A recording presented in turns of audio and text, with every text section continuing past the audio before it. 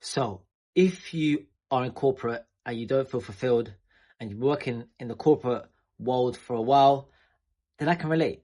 As someone that actually worked in corporate for just over 10 years, I get it. And in this video, I'm going to be speaking about 5 key things that you can do to actually move away from your corporate job and actually do the things that you want to do. So I've got my notepad here and I want to make sure I remember every single point and I outline it properly because each one is important. And you want to stick around for the whole video because each point builds on the one before. So the first one is think about the value that you can offer other people. So you are likely someone that has a certain skill set, something that a lot of people don't have. And if enough people knew about it, then they would likely pay you for your services because your services could help them. So you really want to harness and think about what it is. So for me, as someone that's bought multiple properties, I help people buy their first property, so whether that's a residential property or an investment property, and I help them through the whole journey. Yours could be something different, but harness it, think about what it is, and then utilize it and see if there's someone out there that will pay you for it. The second here, and this builds on from the first point, is personal brand. So personal brand is so important.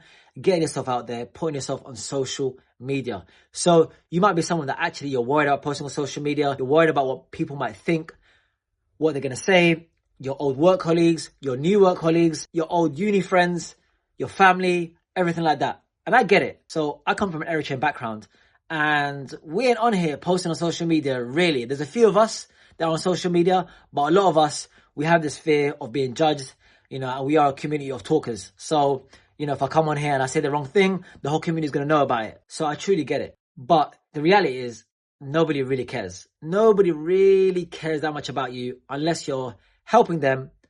And that's pretty much it. Everyone is thinking about themselves. If you think about your day to day, how many other people have you actually thought about? Maybe in passing, but in reality, you're thinking about yourself on a moment to moment basis. So get out there, start posting about the thing that you have that can help others. The third is invest. So invest. So put that money to work as well. So for me, my main vehicle is property. Putting my money into property, buying properties, because I believe in the long-term growth of properties in the UK. And also I benefit from the cash flow as well. So that's why I believe in investing in property. And you want to make sure that you're putting your money to work and investing in assets that are going to pay you on a month-by-month basis without you relying on an employer. Number 4, and this is where I went wrong, is don't tell your employer about the first 3 points. Don't tell your employer about the business that you're looking to build. Don't tell your employer that you're now going to be posting on social media. And definitely don't tell your employer that you're going to be purchasing and acquiring properties. I made that fateful mistake where a few years ago, I actually told my manager that I was looking to buy a block of flats. And ever since then, he was scrutinizing my work way more. And I could tell that it wasn't a good environment for me to be in. And I had to leave that job and move to another company. Ultimately, your employers do not want you to be distracted by other things because they believe that it could actually take you away from the job that you're doing. And it might be true. They might actually have a fair point. So you have to be very careful. Be very, very careful about what you share with the people that you work alongside because jealousy is a real thing. Envy is a real thing as well. And my 5th point is keep your expenses low.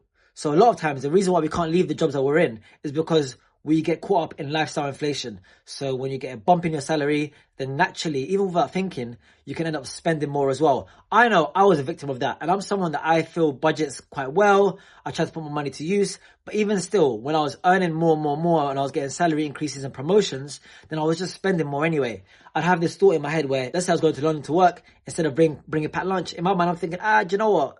I'm getting paid, it's fine. I can buy a Pret or I can get food in the city. It's not a problem. But that becomes a daily habit. So where I could have been saving 10, 15 quid a day, I'm now spending 10, 15 quid a day, right?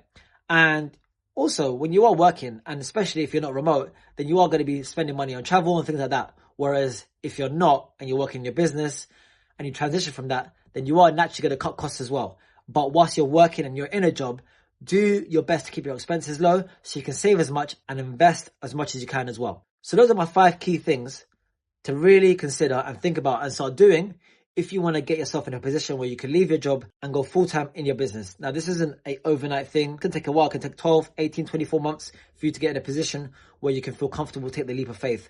But just start doing these things and I'm sure you'll thank yourself in a year's time.